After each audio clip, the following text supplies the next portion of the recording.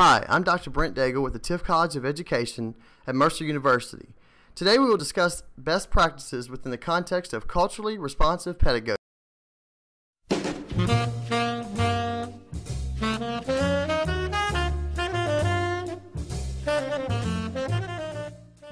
A culturally responsive pedagogy, quite simply, refers to a pedagogical framework that recognizes the value of all groups, regardless of background or power or status. When we discuss the role of a responsive pedagogy, it is important to recognize cultural capital and the impact this has on our student interactions and instructional effectiveness. Cultural capital refers to the social assets one acquires, which may ultimately promote social mobility. This can include economic gain, but it often extends way past this. There are three aspects to cultural capital: embodied, objectified, and institutionalized. Embodied cultural capital develops slowly over time and is both consciously and passively acquired.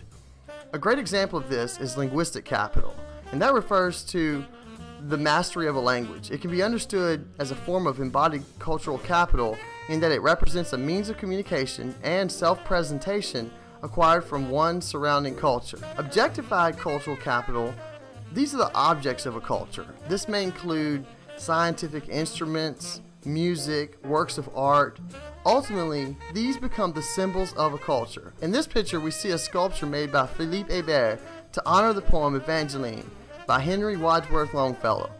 This poem, and especially the characters Evangeline and Gabriel, have become symbolic of the Cajun exodus and resiliency in the areas where they settled, particularly Nova Scotia and South Louisiana. These objects of the Cajun culture, as seen here in this sculpture, are great examples of objectified cultural capital. Finally, institutionalized cultural capital refers to institutional recognition, most often in the form of academic credentials or qualifications.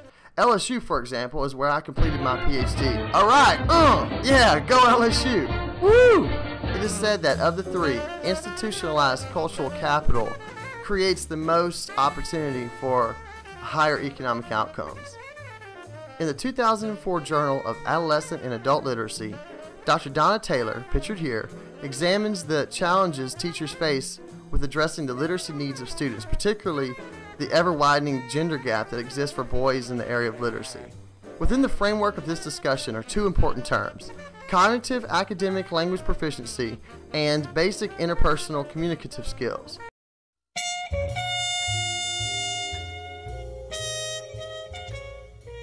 CALPS refers to formal academic learning. This includes listening, speaking, reading, and writing about a core subject area or subject area content material. This level of language learning is essential for students to succeed in school. Students need time and support to become proficient in academic areas. This usually takes from 5 to 7 years.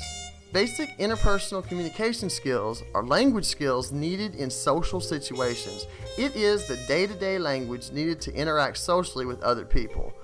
English language learners employ BIC skills when they are on the playground, in the lunchroom, on the school bus, at parties, playing sports, and talking on the phone.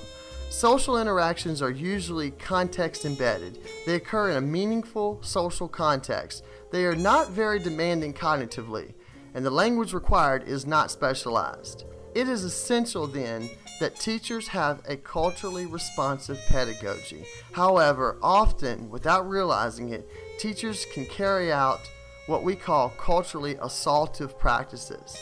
These are things that we want to avoid in the classroom.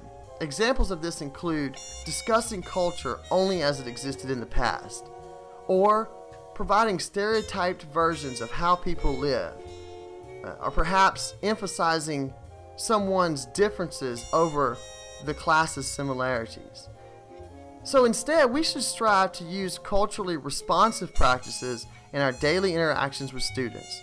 Examples of culturally responsive practices include acknowledging the cultural legitimacy of each and every student, ongoing collaboration between the home and the school, ensuring that multiple learning styles are addressed throughout our instruction, that we fill the classroom with materials that reach across cultures and nationalities, that we invite guests and speakers from other cultures to come to our classroom and share their knowledge with the students, that we recognize cultural diversity and accomplishments across subject areas. And finally, we should make sure that we constantly praise our students for their success in the classroom.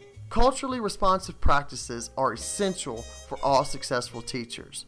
And to be culturally responsive requires more thought and more meaningful activities than simply using the 4 F's of addressing culture, what we call food, folklore, fun, and fashion. We should strive to do more. Whatever we do in the classroom, we should always remember the motto of my people, the Cajuns of South Louisiana, de laissez le bon temps rouler. I'm Dr. Brent Daigle. Thank you for listening.